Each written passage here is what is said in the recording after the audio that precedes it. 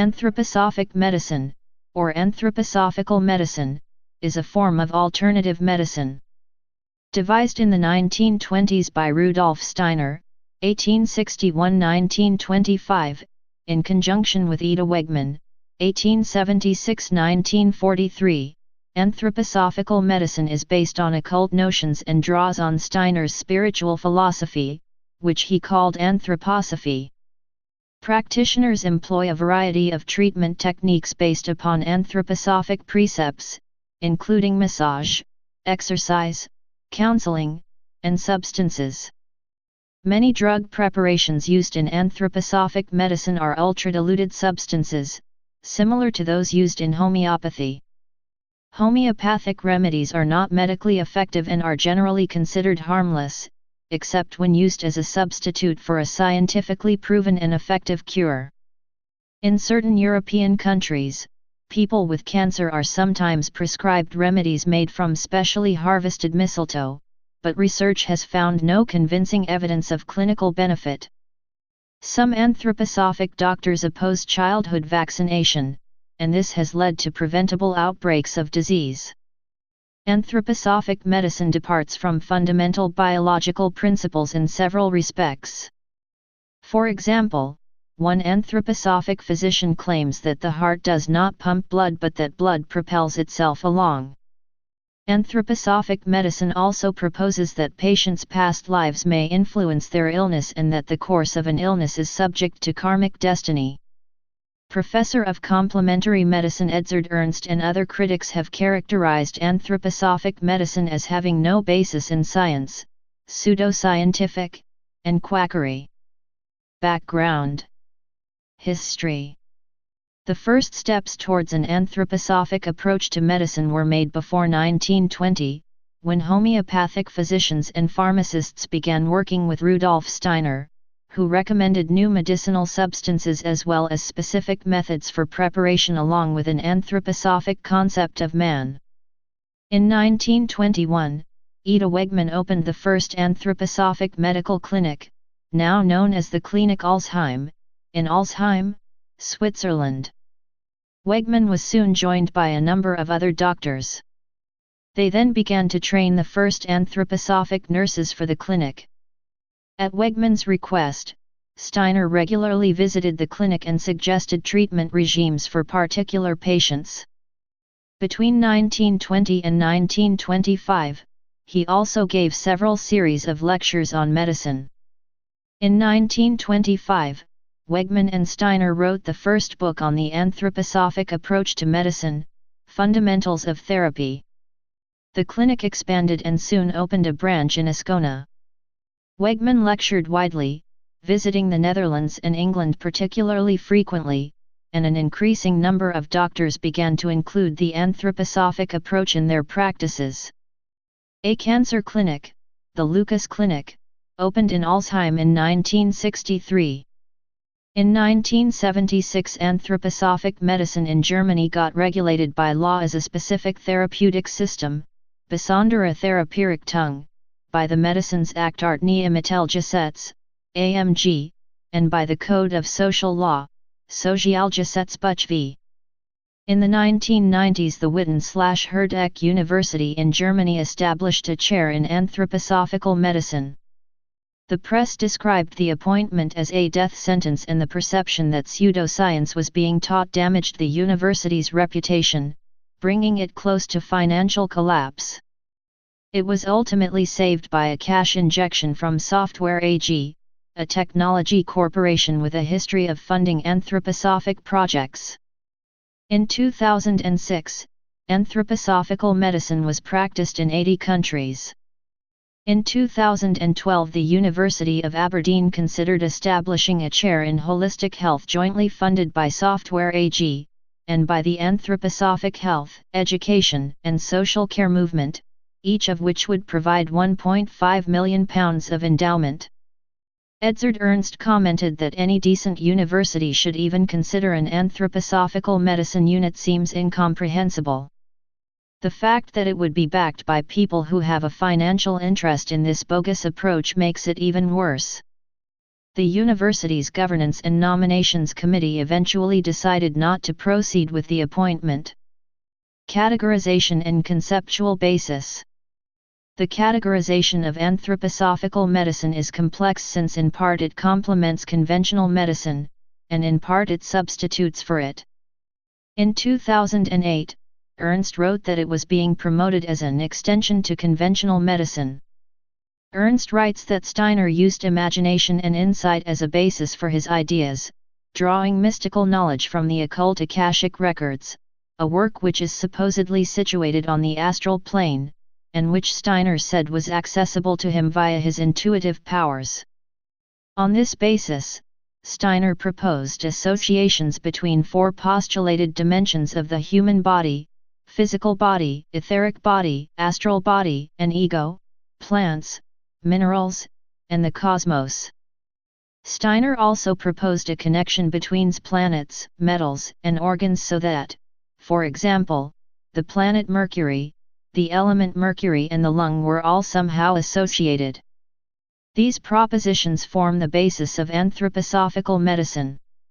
Ernst has said that anthroposophical medicine includes some of the least plausible theories one could possibly imagine, categorized it as pure quackery, and said that it has no basis in science.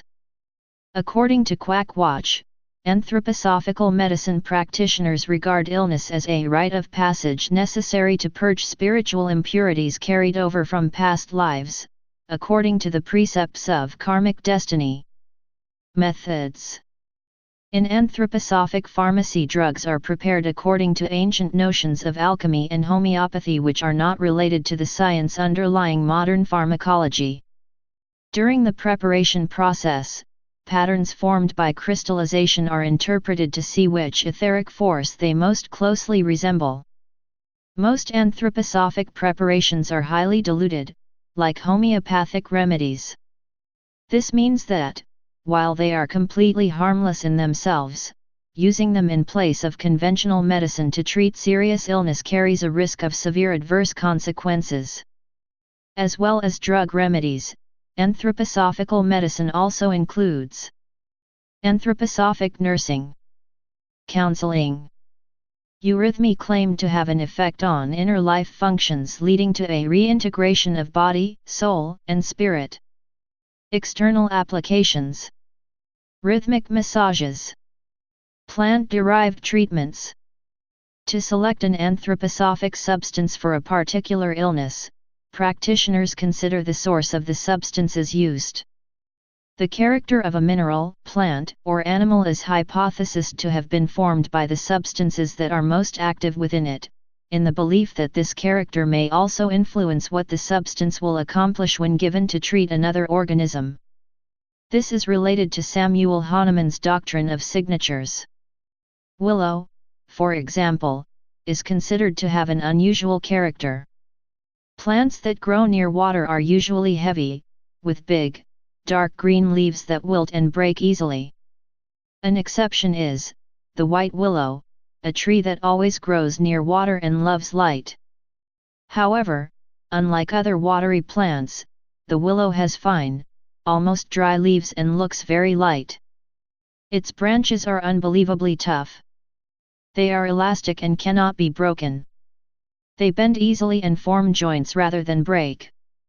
These few signatures can give us the clue to what salix can be used for therapeutically: arthritis, deformation of joints, swollen joints. There is no scientific evidence that the shape of plants has ever caused a new medical property to be discovered. Heart. Steiner described the heart not as a pump, but as a regulator of flow, such that the heartbeat itself can be distinguished from the circulation of blood. Anthroposophic medicine claims the flow in the blood of the circulatory system is, as Marinelli put it, propelled with its own biological momentum, as can be seen in the embryo, and boosts itself with induced momenta from the heart. This view of the heart is not based on any scientific theory and has been characterized as crank science. Mistletoe treatment for cancer. Rudolf Steiner hypothesized that mistletoe could cure cancer, on the basis of the observation that the plant was a parasite which eventually killed its host, a process which he claimed paralleled the progression of cancer. Steiner believed the plant's medical potential was influenced by the position of the sun, moon, and planets, and that it therefore was important to harvest the plant at the right time. Some mistletoe preparations are ultra-diluted, others are made from fermented mistletoe. The most commonly used trade names for mistletoe drugs are Iscador and Helixer. Although laboratory experiments have suggested that mistletoe extract may affect the immune system and be able to kill some kinds of cancer cells, there is little evidence of its benefit to people with cancer. Most of the clinical research claiming that mistletoe therapy is effective is published in Germany, and it is generally considered unreliable because of major lapses in quality. Edzard Ernst wrote that research by anthroposophic doctors often reached positive conclusions on mistletoe therapy because it drew on unreliable material. Independent researchers tended instead to find no evidence of benefit. The American Cancer Society says that available evidence from well-designed clinical trials does not support claims that mistletoe can improve length or quality of life. Mistletoe-based cancer drugs are widely used in Europe, especially in German-speaking countries. In 2002, nearly 500,000 prescriptions were paid for by German health insurance, and in 2006 there were reportedly around 30 types of mistletoe extract on the market. Mistletoe extracts have been used as an unconventional treatment for cancer patients in the Netherlands, and in Germany the treatment has been approved as palliative therapy to treat the symptoms of patients with malignant tumors. In Sweden, controversially, mistletoe therapy has been approved for use in the treatment of cancer symptoms. In other countries, mistletoe therapy is virtually unknown. The United States Food and Drug Administration has not approved mistletoe-based drugs for any purpose. Mistletoe extracts may not be distributed in or imported into the U.S. except for research purposes. As of 2015, no mistletoe-based drugs are licensed for use in the United Kingdom. A 2013 article on mistletoe in Lancet Oncology invoked Ben Goldacre's observation that a geographical preference for certain therapies was a hallmark of quackery, and proposed that the continuing use of this apparently ineffectual therapy in a small cluster of countries was based on sociological rather than medical reasons, indicating a need for a more informed consent from patients. Immunization.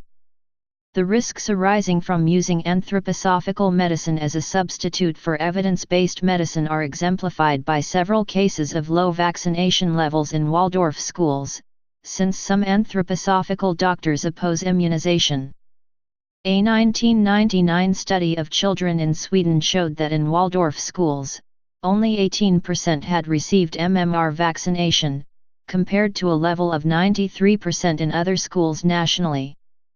A 2003 report of a widespread measles outbreak around Coburg, Germany, identified a Waldorf school as the origin. At the time, the town's mayor had condemned homeopathic doctors who had discouraged vaccination, saying their stronghold is the Waldorf school, which actively encourages people not to have their children vaccinated. Now we have an epidemic.